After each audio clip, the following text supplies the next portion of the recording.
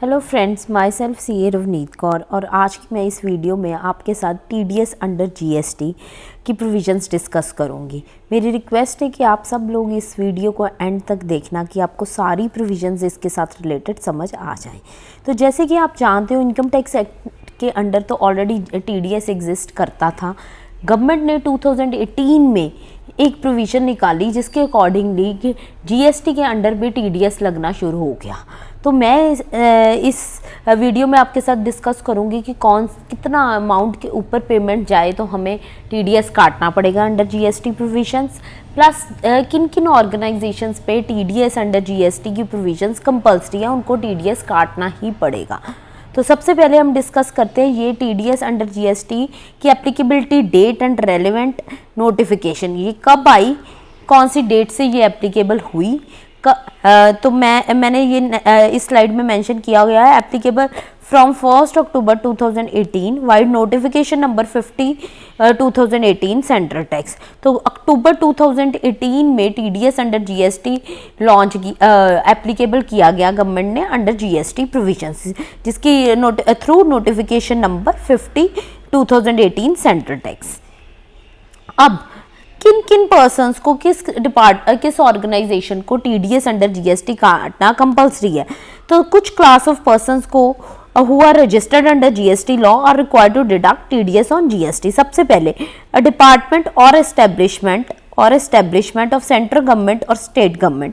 कोई भी एस्टेब्लिशमेंट या कोई भी गवर्नमेंट का डिपार्टमेंट, चाहे वो सेंट्रल गवर्नमेंट का हो चाहे स्टेट गवर्नमेंट का हो, उसको TDS काटना पड़ेगा अंडर GST प्रोविजंस। वो कोई भी पेमेंट करता है कितने अमाउंट से के ऊपर करता है वो मैं आपको आगे स्लाइड्स में डिस्कस करूंगी।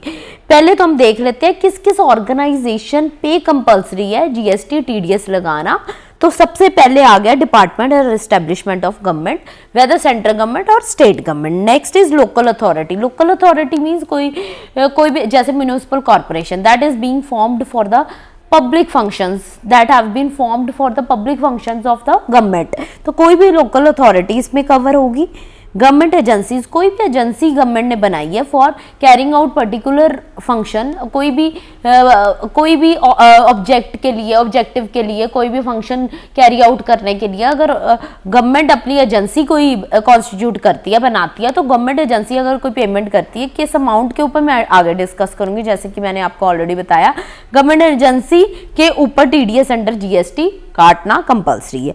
तो such class category of persons और persons notified by the government कुछ पर्सन्स को गवर्नमेंट ने नोटिफाई किया गया हुआ है कि जिन पे TDS अंडर GST काटना कंपल्सरी है। The following category of persons have been notified by the government on the which the provisions of TDS on GST would be applicable।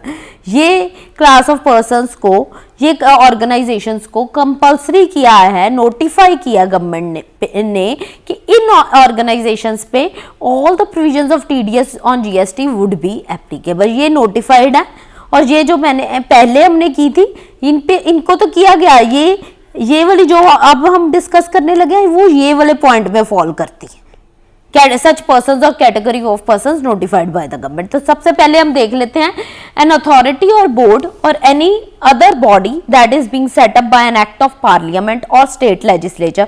कोई भी पार्लियामेंट का एक्ट या स्टेट लेजिस्लेचर मींस गवर्नमेंट का कोई भी act form करके उसके under जो अथॉरिटी और बोर्ड या कोई बॉडी उस एक्ट के अंडर फॉर्म की गई, एस्टेब्लिश्ड बाय तो वो कवर हो जाएगी इस वाले कैटेगरी ऑफ पर्सन्स में जो नोटिफाई की गई गवर्नमेंट ने। गवर्नमेंट ने कह दिया कोई भी बॉडी, कोई भी अथॉरिटी जो किसी भी एक्ट के अंडर नोटिफाई कर दी गवर्नमेंट ने, वो इसमें कवर हो जाएगी। कोई भी एस्टेब्लिशमेंट गवर्नमेंट की, वो भी।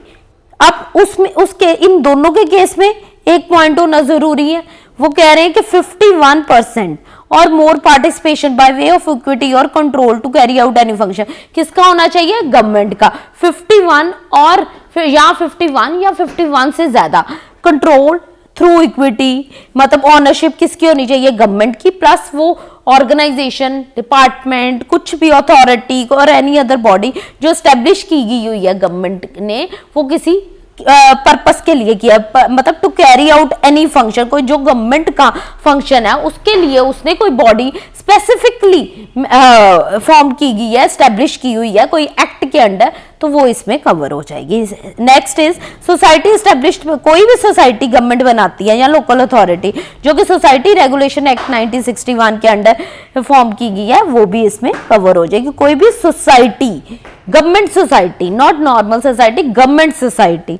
तो next is public sector undertaking. Public sector undertakings are those in which major portion of the equity, major ownership is of the government. तो वो ये सारी इसमें इस वाले पॉइंट में कवर हो जाएगी कि category of person that have been notified by the government, वो सारे इसमें कवर हो जाएंगे। नेक्स्ट इज, अब हमें पता लग गया किस किस ऑर्गेनाइजेशन, किस किस बॉडी पे, किस किस एस्टेब्लिशमेंट पे टीडीएस लगना ही लगना, बट टीडीएस लग गया, अब उसके आगे किस रेट पे लगना वो इस स्लाइड में हम डिस्कस करेंगे। Rate of TDS under GST, TDS under GST is to be deducted at the rate of 2%। तो कोई भी पेमेंट जो ये ऑर्गेनाइजेशंस करती हैं किसी को, being for supply of goods, taxable goods और सर्विसेज, तो उसको 2% पे टीडीएस काटना पड़ेगा अंडर जीएसटी लॉ। और अंडर, अगर नेक्स्ट पॉइंट प्लस 2% काटना पड़ेगा, एक तो वो ऑर्गेनाइजेशन होनी चाहिए जो हमने पीछे की, जो गवर्नमेंट ने स्पेसिफाई कर दी, प्लस इंडिविजुअल कॉन्ट्रैक्ट की वैल्यू इन एक्सेस ऑफ होनी चाहिए 2.50 lakhs। हो सकता है ये 2.50 lakhs कॉन्ट्रैक्ट की वैल्यू पर आपने इसको पार्ट पेमेंट्स में किया, 25,000 कर दिया एक बार, 25,000 एक बार किया, एक बार 50,000, जिसकी टोटल वैल्यू 2.50 lakh बन रही है, तो आपको उस पर टीडीएस काटना पड़ जाएगा अंडर जीएसटी। चाहे वो आप इकट्ठी पेमेंट करो चाहे अलग अलग करो, but if the contract value, individual contract value, एक कॉन्ट्रैक्ट की वैल्यू यहाँ पे आपने देखनी है, is in excess of 2.50 lakhs, then you have to deduct the TDS under GST. Next is time limit for deposit of TDS। अब अगर आप TDS काटते हो तो आपको गवर्नमेंट को जमा भी कराना पड़ेगा, वो कौन सी डेट तक करवाना पड़ेगा? By the 10th of the next month in the relevant form, जो कि GSTR 7 है, through online portal of GST। अब आपने अप्रैल के मंथ में 50,000 TDS काटा अंडर GST, तो आपको कब तक गवर्नमेंट को जमा कराना पड़ेगा? आपको मई में, कौन सी डेट तक? 10th of May गवर्नमेंट को 50,000 डिपॉजिट कराना पड़ेगा, अदरवाइज आप पे लेट फीस लग जाएगी। किसके थ्रू? फॉर्म GSTR 7 के थ्रू। नेक्स्ट इज, नहीं अगर आप नहीं जमा कराते, आप रिटर्न लेट फाइल करते हो तो आप पे लेट फीस और इंटरेस्ट लग जाएगा। लेट फीस है 200 per day, 100 for CGST, 100 for SGST is being levied. अगर आप टैक्स रिटर्न लेट फाइल करते हो तो आप जितना डिले करोगे पर डे के बेसिस पे 100 rupees for CGST and 100 for SGST आप पे लेट फीस पड़ी जाएगी। नेक्स्ट इज, जब तक आप रिटर्न फाइल नहीं करते। Maximum penalty for late filing, maximum limit fix की गई है, गवर्नमेंट ने फिक्स कर दी 5,000 for CGST, 5,000 for SGST, means total 10,000 से ऊपर आपकी लेट फाइलिंग की फीस नहीं लग सकती, पेनल्टी नहीं लग सकती। प्लस इंटरेस्ट लगेगा आप पे, अगर आपने लेट पेमेंट किया गवर्नमेंट को, आपने काट लिया नहीं काटा, बट पेमेंट गवर्नमेंट को लेट हुई है फ्रॉम द ड्यू डेट, तो आप पे 18% पर एनम के हिसाब से applicable from the next day of due date of filing of return to the date of making actual payment. जब अगर 10 डेट है लास्ट आपकी रिटर्न फाइलिंग की, तो 11 से आपको टैक्स लगना शुरू हो जाएगा टिल द डेट आपने एक्चुअल पेमेंट की। ये लेट फीस तो लगेगी, लेट फीस प्लस आप पे इंटरेस्ट लगेगा। This is in addition to the late fees. Fine. Next is TDS certificate. अगर आप डिडक्टर हो, आप TDS काट रहे हो किसी को, तो आपको उसको डिडक्टी को सर्टिफिकेट इशू करना पड़ेगा कि मैंने तेरा इतना TDS काटा, इस क्वार्टर में काटा, इस मंथ में काटा, in the form GSTR 7A में। और time limit for issuing TDS certificate is with in 5 days of depositing the TDS with the government. आपने जमा करा दिया तो 5 दिन के अंदर आप डिडक्टी को TDS सर्टिफिकेट इशू कर दो। अगर नहीं किया आपने तो उसकी भी पेनल्टी है, that is 100 per day, maximum limit is 5,000। Next is cases in which no TDS is to be deducted. ये वो केसेस मैंने मेंशन किए हैं जिसमें आपको TDS अंडर GST काटने की नहीं जरूरत।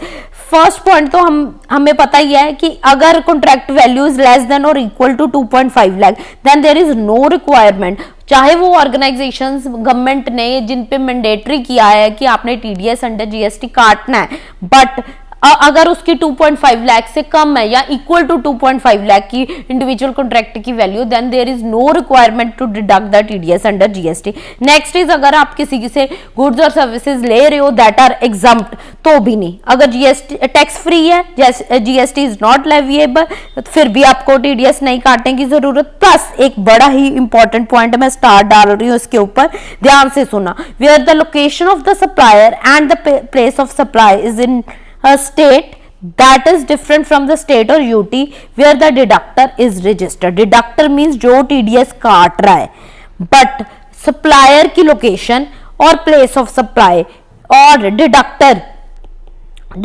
की state और place of supply and supplier कौन होता है? जो गुड सप्लाई करता है, which is different from the state where deductor is registered. ये है राजस्थान में रजिस्टर्ड डिडक्टर, पर इसकी प्लेस ऑफ सप्लाई कहीं और है, किसी और स्टेट में है, और इसने टाई अप किया हुआ किसी और सप्लायर से। मैंने ए से, ये ए है, रजिस्टर्ड है, राजस्थान है, इसने बी को बोल दिया भी तू सी को सप्लाई कर दे मेरे बिहाफ पे गुड्स, तो इसकी और इसकी स्टेट दोनों डिफरेंट है, तो उस केस में भी टीडीएस नहीं लगेगा।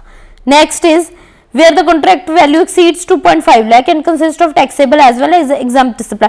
2.5 lakh से ऊपर जा रही है आपकी value of supply, but it consist of taxable plus exempt supply and taxable value की goods, taxable value of goods जो कि टैक्सेबल गुड्स है उसकी वैल्यू 2.5 लाख से कम है या इक्वल टू 2.5 लाख है, तो भी कोई रिक्वायरमेंट नहीं है टीडीएस काटने की। And where the tax is to be paid on reverse charge by the recipient that is deductee, अगर डिडक्टी ने रिवर्स आरसीएम के अंडर टैक्स पे करना है तो उस केस में भी टीडीएस काटने की नहीं जरूरत। Where the payment is made to an unregistered supplier, आप पेमेंट कर रहे हो अनरजिस्टर्ड सप्लायर को, तो अनरजिस्टर्ड सप्लायर पे भी टीडीएस नहीं लगेगा। पहली रिक्वायरमेंट है टीडीएस लगने की कि ही और she should be registered under GST law, तभी उस पे लगेगा, नहीं तो नहीं लगेगा। Where the payment relates to cess component, आप किसी को पेमेंट कर रहे हो तो सिर्फ सेस की अमाउंट की कर रहे हो तो सेस पे भी टीडीएस नहीं लगेगा। और इनवॉइस या आपने कोई भी पेमेंट की जब टीडीएस अंडर जीएसटी आया, मतलब एप्लीकेबल ही नहीं था 2018 के पहले, आपने इनवॉइस इशू कर दिया, गुड्स बाद में सप्लाई की, या payment has been issued before TDS become applicable, तो उस पे नहीं लगेगा। और शेड्यूल 3 ऑफ सीजीएसटी और एसजीएसटी एक्ट्स के अंडर कुछ एक्टिविटीज दी हुई हैं गवर्नमेंट ने, जिसको हमने सप्लाई ऑफ गुड्स और सर्विसेज नहीं कंसीडर करना। अगर कोई भी वो आप सप्लाई कर रहे हो गुड्स और सर्विसेज की, तो आपको टीडीएस काटने की नहीं requirement. So thank you friends, आपको होपफुली समझ आ गई होगी all the provisions related to TDS under GST. So आपका अगर कोई भी कमेंट है तो आप कमेंट बॉक्स में मेरे को सेंड कर सकते हो, I will reply as soon as possible. Thank you.